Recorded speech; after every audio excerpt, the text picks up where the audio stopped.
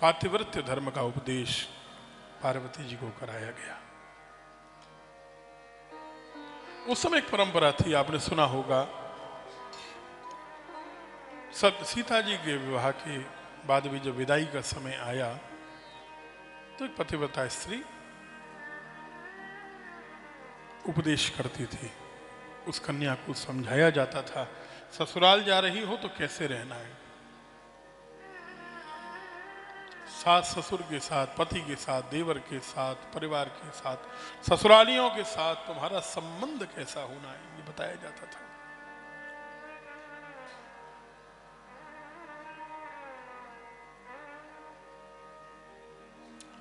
आज उसकी उल्टी बात सिखाई जाती है, ऐसा भी होता है। कल हमने बात कही ना, वो घर में एक चित्र टंगा हो हार वाला और एक डस्टबिन नहीं हो, ऐसा भी बताया जाता है, ऐसा भी घर खोजा जाता है। हम सबके लिए नहीं कह रहे, लेकिन ऐसे भी लोग हैं। यदि 1% भी हैं तो उनके लिए भी शोचनीय है। हम कहते हैं 99% अच्छे हो, लेकिन 1% भी गंदे क्यों हो? उन्हें भी केवल इतना समझने की आवश्यकता है कि यदि मैं चाहती हूं कि मेरा बेटा मेरी बहू के साथ मेरे ही घर में रहे,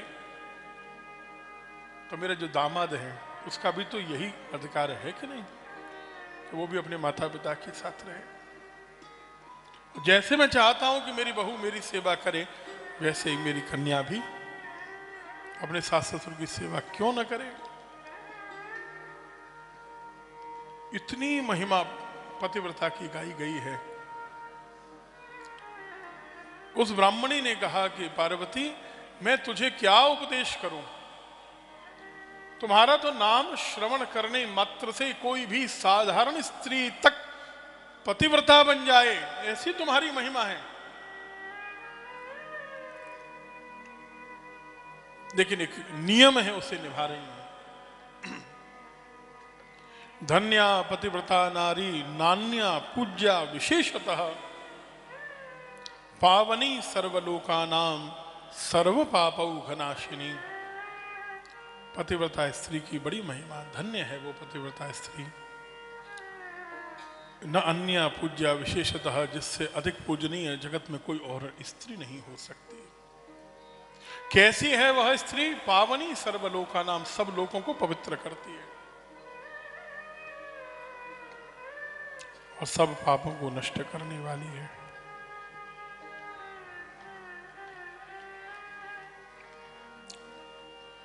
आगे एक बड़ा सुंदर श्लोक है। कला मंदिर में जब कथा करते तो अब भी है, लेकिन उस समय माता जी थी श्रीमती सरला बिरला जी, वो हर वर्ष हमसे घर में ये श्लोक जरूर सुनती थी। उनको बड़ा सुहाता था, उन्होंने डायरी में लिखवा लिया इसको। इस श्लोक को अगर पुरुष समझ लें और याद कर लें तो कभी घर की स्त्री का अपमान नहीं कर सकते। ये सार है और ये सत्य है, सर्वथा सत्य है।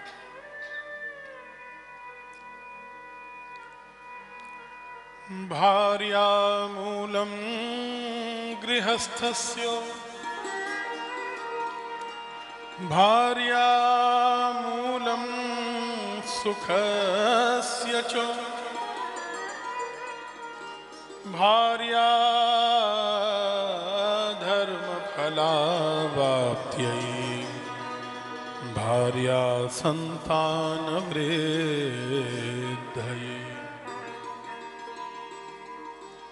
भार्या जो है, पत्नी जो वह है, गृहस्थी का मूल है।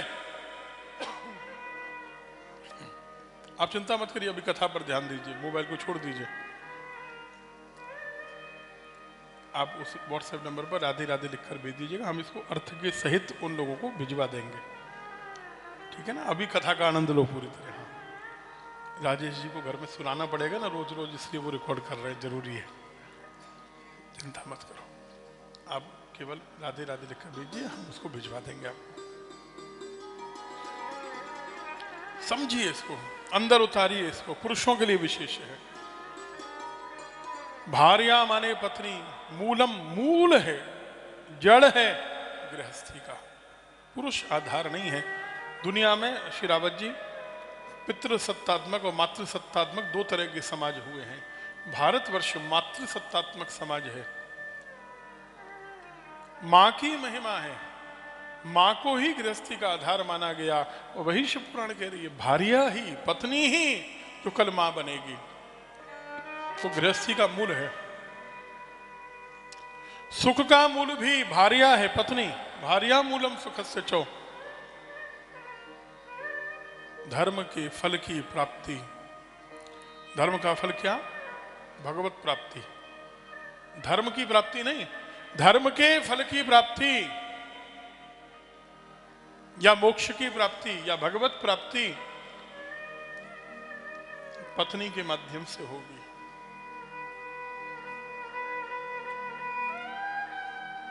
और भार्या संतान वृद्धये, संतान की वृद्धि में तो भार्या आधार बताइए।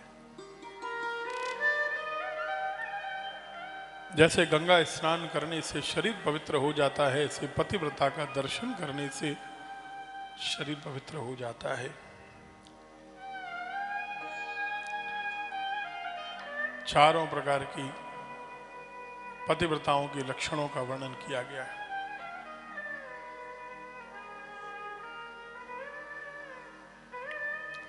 उपदेश करने के बाद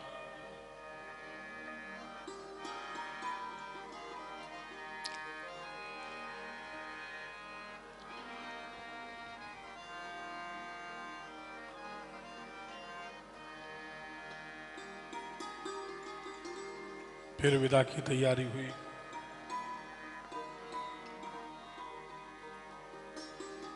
और विदा के समय मैना रानी और पार्वती जी की सब सखियां जोर जोर से रोने लगी। बड़ा मार्मिक प्रसंग है। पार्वती जी के नगर के सब लोग रोने लगे। माता पिता को, गुरुदेव को विदाई प्रणाम करके पार्वती जब चलने लगी,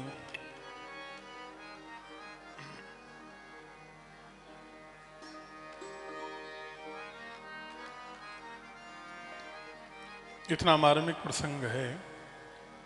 कहते हैं श्री ब्रह्मा जी की, औरों की तो छोड़िए, स्वयं भगवान शंकर भी रोने लग गए। और वैसे भी ये सत्य ही है कि अपनी बिटिया की विदाई हो या जिनकी कन्या न भी हो, वो भी जब किसी कन्या की विदाई देखते हैं तो आंसू तो आ ही जाते हैं। अब इससे बड़ी कोई उपमा नहीं दी जा सकती कि भगवान शंकर रोने लग गए। शिव रोने लगे और शब्द उसके साथ लगाया, योगीश्वर शिव रोने लगे। शिव रोए ये बड़ी बात नहीं है, योगीश्वर शिव रोए ये बड़ी बात है।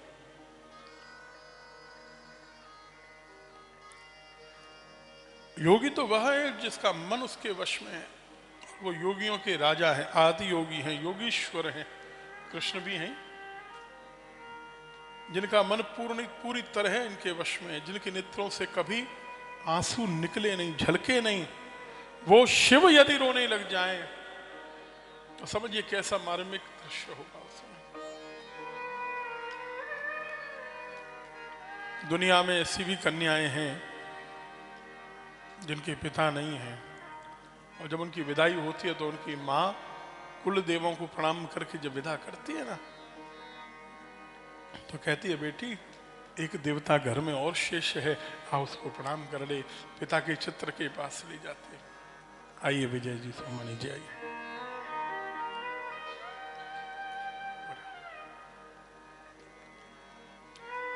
श्री विजय कुमार अग्रवाल जी आपकी कथा के लिए नेपाल से आए हैं, विराटनगर से। एक बार तालियों से अभिवादन करना चाहिए। भारत वाले तो आए, बाहर से भी आए भाई। सोमानी जी तो यहीं से हैं, कलकत्ता से, लेकिन विजय जी नेपाल से आए हैं। केवल 2 दिन कथा श्रवण करने के लिए आए, बाद में बैठेंगे। अभी विराजिए, पहले विदा का प्रसंग हो जाए, अभी नहीं। सभी लोग इधर देखिए भाई, हमने एक बार परिचय करा दिया, फिर विदा के प्रसंग में उसी तरह बाधा पड़ेगी कल की तरह। ध्यान दीजिए, इधर देखिए बस।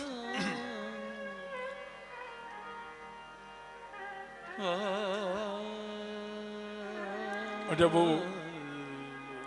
बिना पिता की बेटी अपने पिता के चित्र को प्रणाम करती है, तब उस चित्र से भी ऐसा आशीर्वाद निकलता है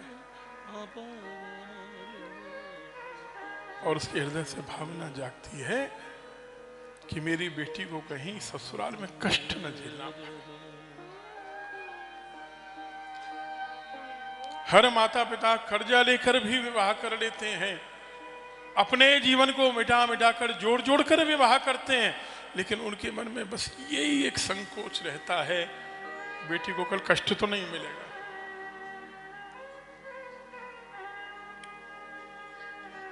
सब चाहते हैं कि बेटियां सुखी रहें, लेकिन आज भी कितनी बेटियों को दहेज के नाम पर मार दिया जाता है। अच्छा, वो जलाने में, वो मारने में संकोच भी नहीं करते। हम लोग रोज जब भी न्यूज़पेपर खोलेंगे तो एक या दो तो ऐसी घटना आप पढ़ ही लोगे। अगर तुम्हारी बेटी के साथ भी ससुराल में ऐसा ही व्यवहार हो जाए, बोलो, इसे हमेशा ध्यान रखना, ध्यान से सुनना। बेटी को भले ही कम पैसे वाले घर में भेज देना, लेकिन सुखी रहे, लोग अच्छे हों, ऐसा घर जो ध्यान से देखना। हम कर उल्टा ही रहें, ध्यान देना, हम कर उल्टा ही रहें। हम हमेशा अपने से बड़ा घर देखते हैं और वो बड़े घर वाले हमेशा आपसे तुलना करते रहते हैं।